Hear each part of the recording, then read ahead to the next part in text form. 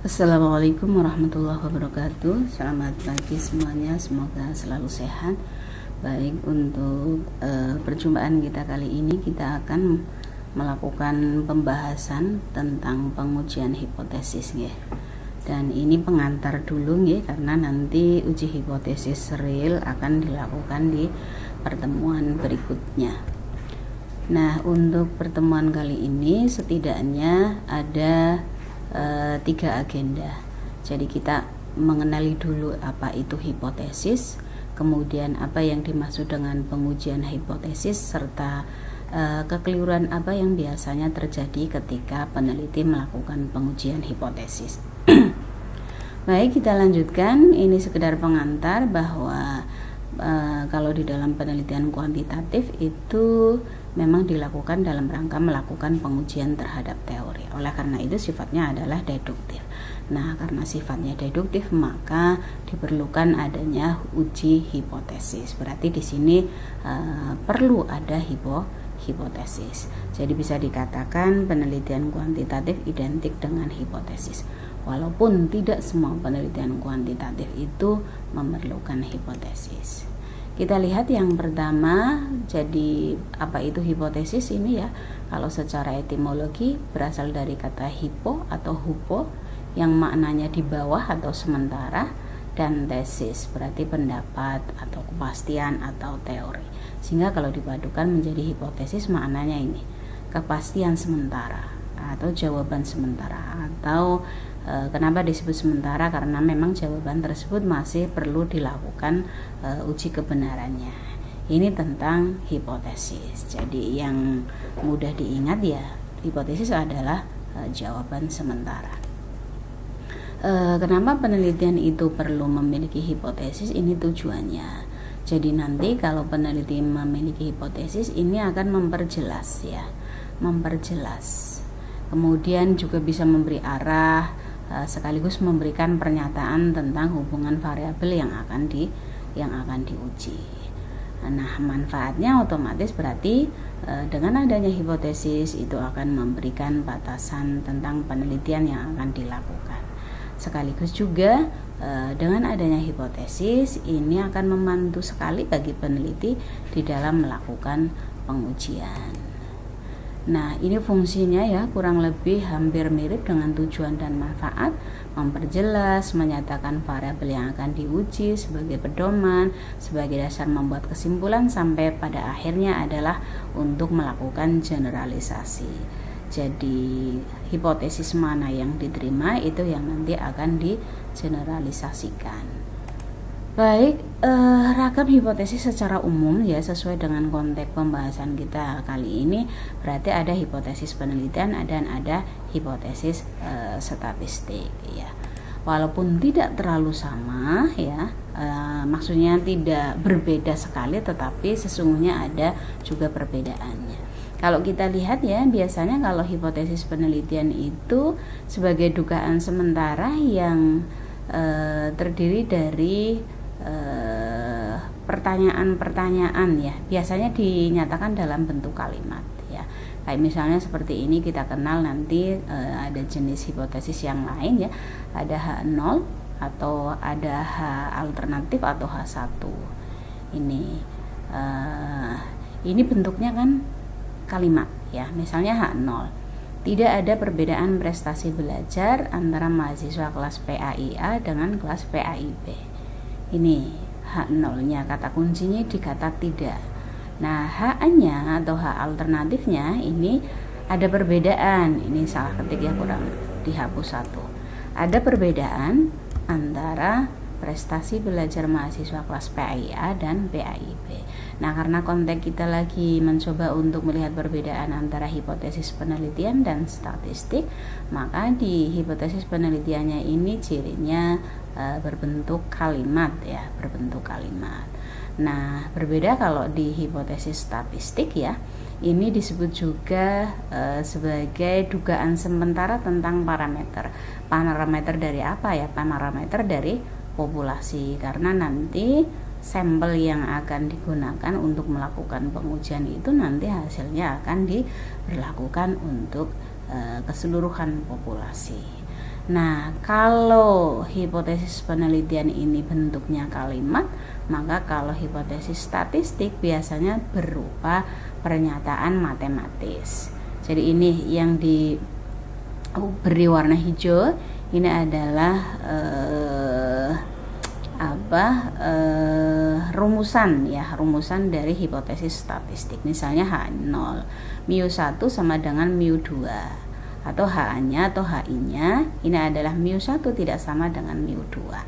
Nah, ini rumusan hipotesis statistik, tapi makna dari rumusan matematis ini adalah tidak ada perbedaan antara prestasi belajar ya, kasus yang kita ambil di sebelah sini ya, antara kelas PIA dengan kelas PAIB, dan sama ini ya maknanya ya, ada perbedaan ya, ada perbedaan prestasi belajar mahasiswa kelas PIA dan kelas PAIB, begitu. Ini sekilas tentang hipotesis penelitian dan hipotesis statistik. Biasanya bagi peneliti pemula itu sulit membedakan sebenarnya hipotesis penelitian sama enggak sih dengan hipotesis statistik. Baik, kita lihat jenis yang lain terkait dengan hipotesis ya. Ini ada hipotesis deskriptif ya, kemudian ada hipotesis komparatif, hipotesis asosiatif, dan hipotesis kausal. Nah, ini 4 ini diperkenalkan karena nanti setidaknya mahasiswa itu akan berkenalan, pasca ini adalah berkenalan dengan melakukan uji korelasi dan lain sebagainya, yang berarti di dalamnya menghajatkan salah satu dari sekian jenis hipotesis.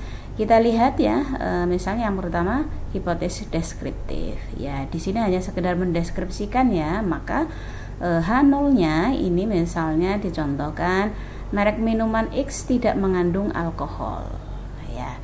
Ini kata kuncinya kalau H0 adalah tidak. Nah, H-nya atau H alternatifnya ini adalah merek minuman X mengandung alkohol. Berarti kebalikannya ya. H0 sama H itu selalu bertolak belakang.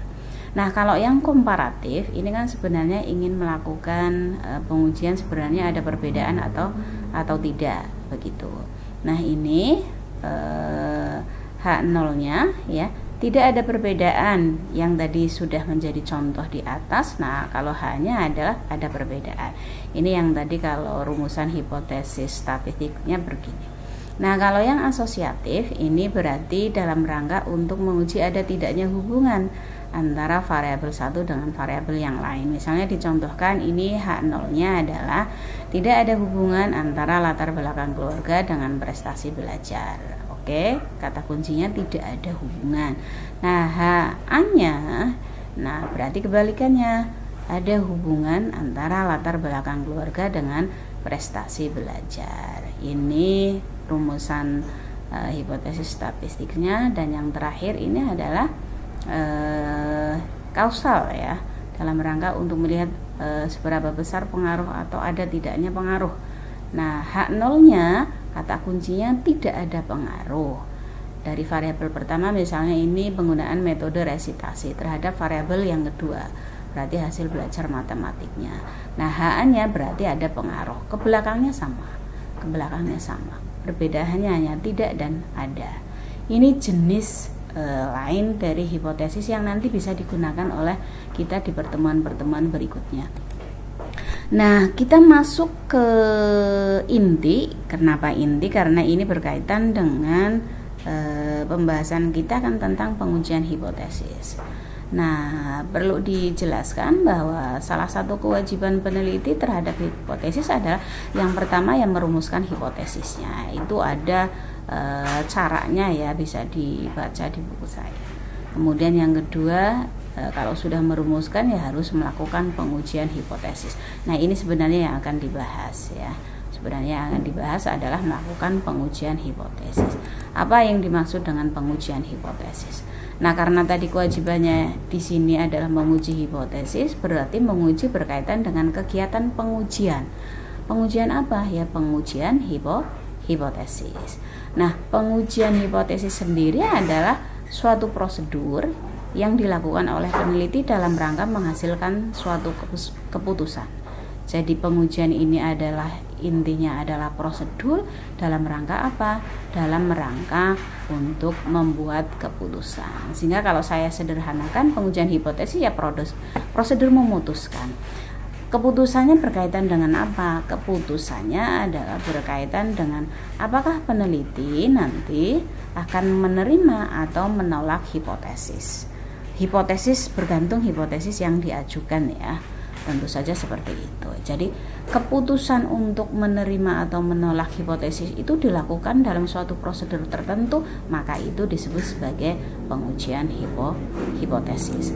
Secara umum ini langkah-langkahnya, tentu saja di konteks ini baru keterangannya ya, belum sampai kepada praktek. Jadi misalnya yang pertama rumuskan dulu hipotesisnya, mau hipotesis penelitian, mau hipotesis statistik, silahkan.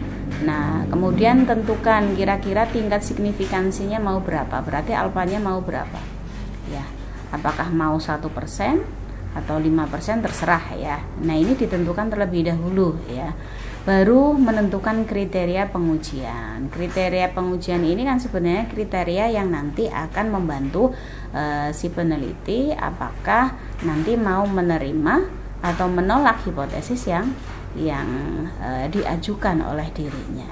Nah kalau sudah ya berdasarkan data yang ada ya melakukan pengujian yang disebut dengan pengujian statistik. Nah, hasil dari pengujian statistik nanti harus dibandingkan dengan kriteria ini.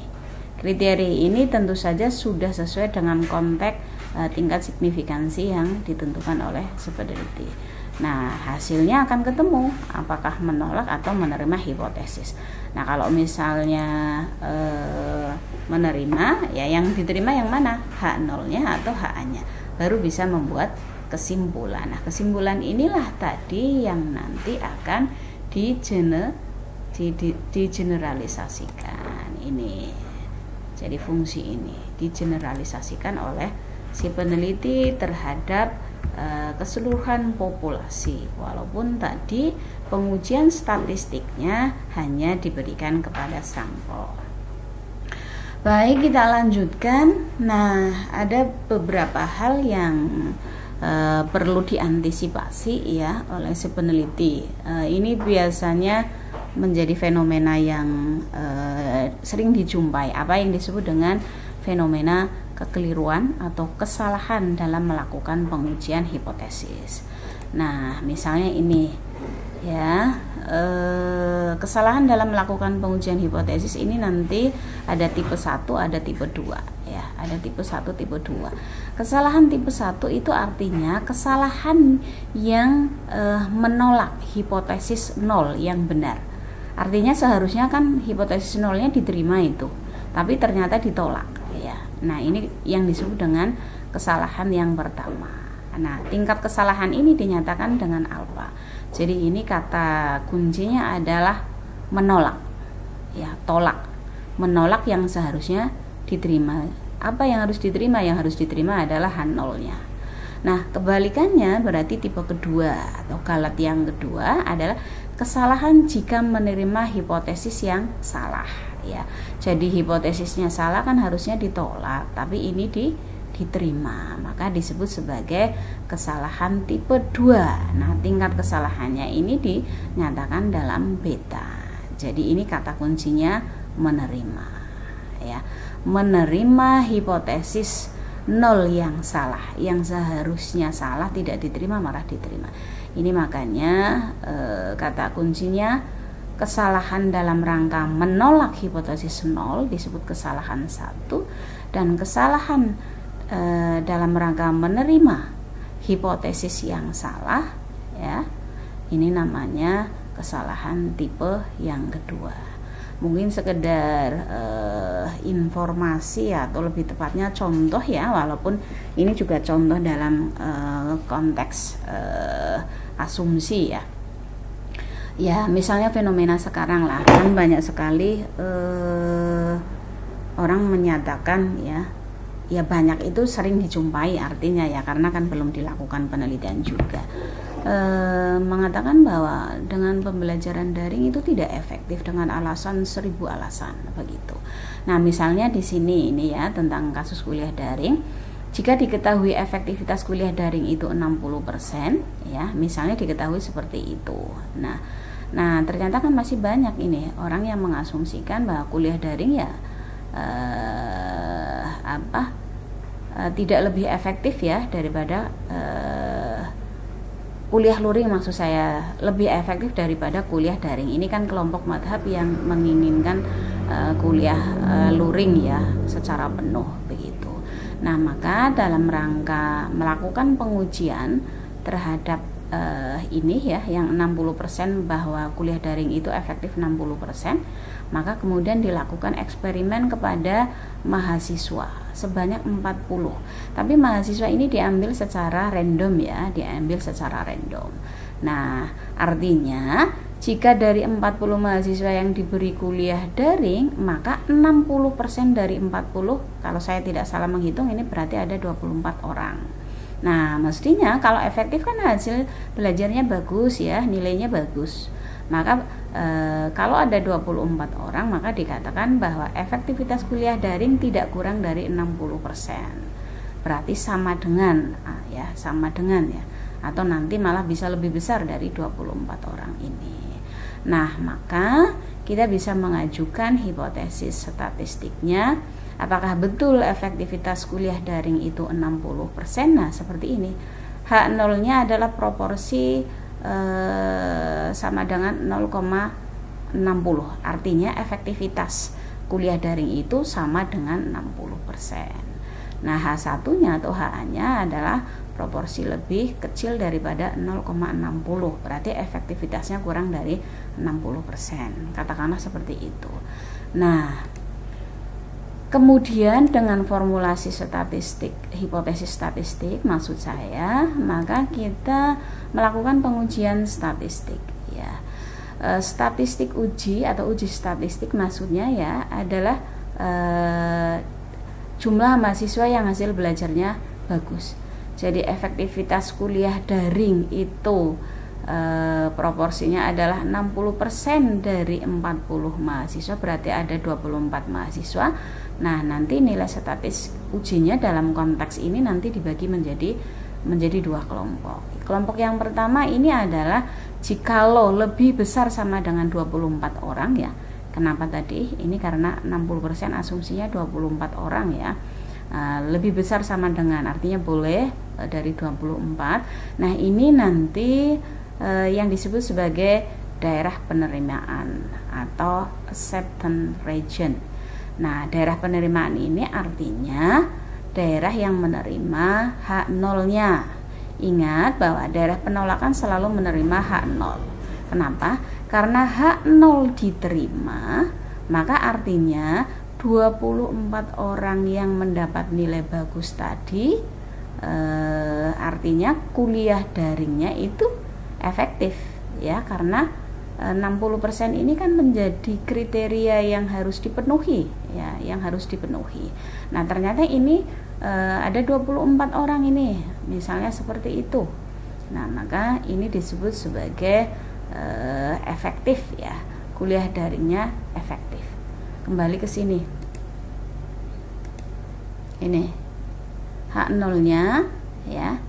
Jadi proporsinya atau peluangnya itu sama dengan 0,60 atau 60% ya.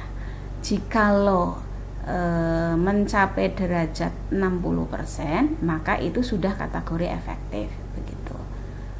Nah, ternyata ini lebih atau sama dengan dari 24% atau dari 60% tadi, dari 24 orang, maka kuliahnya daring. Nah, kebalikannya, jikalau kurang dari 24 orang, ini disebut sebagai daerah penolakan. Ini yang disebut dengan daerah kritis ya. Nah, ini berarti H0-nya ditolak. Maknanya kuliah daring tidak efektif karena kurang dari 60% ya. Baik. Nah, apa yang disebut dengan tadi sebagai kesalahan tipe 1 dan tipe yang kedua dari contoh kasus ini ya, dalam kesalahan tipe 1 ya, apa yang tadi terilustrasikan tadi ini bisa menggiring prosedur keputusannya, itu bisa mengarah kepada simpulan yang salah. Misalnya ya, karena 40 mahasiswa tadi kan memang diambil dari sampel yang random ya, maka bisa saja dari mereka hanya ada 22 orang loh yang nilainya bagus ya, 22 orang ya, atau kurang ya, bisa 22 orang atau kurang dari 24 orang nilainya bagus ya, nilainya bagus kan, berarti sesuai dengan kriteria yang minimal 24 ini kan berarti menunjukkan kurang efektif kan. Nah padahal kan sebenarnya kuliah daring kan sama efektifnya dengan kuliah luring. Ini bisa terjadi. Kenapa ini bisa terjadi? Ya bisa saja kan yang kebetulan sampel mahasiswa yang tadi terpilih dari sekian banyak populasi itu memang bawaan awalnya itu secara genetik ini kemampuannya di bawah rata-rata. Misalnya kemampuannya di bawah rata-rata. Dilalah yang terambil, karena kan diambil secara acak, dilalah yang terambil ini rata-rata, padahal kan teorinya mengatakan 60% berhasil itu sudah dikatakan efektif. Nah ini ternyata kurang dari 60% kan, hanya 22 atau kurang lebih dikit begitu, maka yang seperti ini kan berarti dikatakan kurang efektif.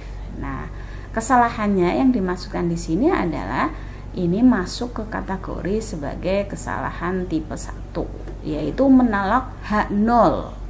H0-nya tadi berbunyi H0-nya tadi kan berbunyi ini. Jadi harapan untuk disebut efektif ya, proporsi atau peluang ini adalah jika 60% dari siswa yang mengikuti kuliah daring itu nilainya menjadi bagus-bagus. Nah, ternyata ini kan kurang dari 60% tadi. Maka kan berarti akan menggiring peneliti, loh ini kan kurang dari 24 atau kurang dari 60%, maka akan menggiring dia untuk membuat satu kesimpulan, yang kesimpulannya itu adalah menolak H0. Padahal H0-nya benar loh, H0-nya benar ya. Kan ini hanya karena terjadi kebetulan saja yang random ini sampelnya adalah yang terpilih dari mahasiswa yang tingkat kemampuannya di bawah rata-rata. Jadi mau pakai apapun, mau asumsinya kan berarti mau pakai daring, mau pakai luring ya sama saja wong. Mereka kemampuannya di bawah rata-rata. Nah, maka ini berarti menolak H0 yang padahal H0-nya benar, yaitu menolak kuliah daring itu efektif karena mahasiswanya yang nilainya bagus itu memang kurang dari 60%. Padahal kan sebenarnya efektif ya. Jika diketahui efektivitas kuliah daring itu 60%, itu artinya kan sudah benar ya. Ya sama kalau dalam kasus misalnya vaksin jenis tertentu tingkat keefektifannya 90%, itu kan sudah ditetapkan dari awal gitu. Nah, kesalahan ini yang disebut dengan kesalahan tipe 1 dituliskan dengan alfa. Nah, alfa itu adalah proporsi dari X ya, X yang kurang dari 24 dengan mutlak, padahal harapannya ya ini adalah sama dengan 0,60 atau 60% tadi. Ini kesalahan yang pertama. Nah, kesalahan yang kedua ini sebaliknya ya. Sebaliknya itu untuk menggampangkan ilustrasi. Jadi kuliah daring itu efektivitasnya bukan 60% ya, tetapi kurang dari 60%. Nah, maka mahasiswa yang tadi kebetulan berjumlah 40 orang yang terambil sebagai sampel secara random, kemudian diberi kuliah daring semuanya atau lebih dari 24, ini ternyata nilainya bagus-bagus ya, nilainya bagus-bagus karena kebetulan mereka memang memiliki kemampuan bawaan tinggi, misalnya IQ-nya tinggi-tinggi misalnya seperti itu. Nah, maka ini juga akan menggiring terjadinya kesalahan tipe 2. Nah, kesalahan ini disebut sebagai kesalahan tipe 2, yaitu menerima H0 padahal H0-nya salah. Ini kesalahan tipe 2 kan menerima menerima H0 padahal H0-nya salah, yaitu menerima kuliah daring itu efektif karena mahasiswa yang nilainya bagus itu memang lebih besar dari 60%, lebih dari 24 ini. Padahal kan sebenarnya efektivitasnya di sini kan kurang dari 60% ya. Nah, ini yang disebut kesalahan tipe kedua, yang seharusnya menolak H0 malah menerima H0 ya. Nah, ini nanti dinotif pakai beta. Beta adalah proporsi dari X lebih besar sama dengan 24 dengan mutlak harapannya adalah yang sebenarnya ya adalah kurang dari 0,60. Ini sekilas tentang ilustrasi dari kesalahan. Nah, biasanya untuk meminimalisir terjadinya kesalahan nanti ya sampelnya harus yang besar, misalnya seperti itu. Terus misalnya diambil sekecil mungkin nilai dari alfanya atau dari betanya. Baik, ini tabel hubungannya ya tadi ya. Posisinya ini keputusannya menerima hipotesis, kalau ini menolak hipotesis. Nah, kalau menerima hipotesis ya, menerima hipotesis yang sebenarnya hipotesisnya salah, ini berarti tipe kedua. Tapi kalau dia menolak hipotesis 0 yang seharusnya benar, dia menolak, maka sebagai tipe 1. Baik. Nah, ini prinsip pengujian hipotesis yang baik. Silahkan minimalkan nilai alfa dan beta ya. Kemudian peneliti harus selalu sering berhubungan dengan nilai alfa, dan peneliti itu bisa mengecilkan nilai alfa ya. Misalnya sampai 0,01. Ya, 0,01 mungkin terlalu tinggi ya pada kasus-kasus tertentu. Itu memang diperlukan ya, kayak kesehatan dan lain sebagainya. Tapi kalau dalam kasus ilmu sosial itu biasanya lebih banyak menggunakan 0,05 atau 5% ya. Walaupun tidak memungkiri boleh juga pakai 0,01. Ini ya tentang prinsip pengujian hipotesis yang baik, dan ditambah lagi tadi silakan menggunakan sampel yang lebih besar. Seperti itu. Terima kasih. Wassalamualaikum warahmatullahi wabarakatuh. Semoga bermanfaat.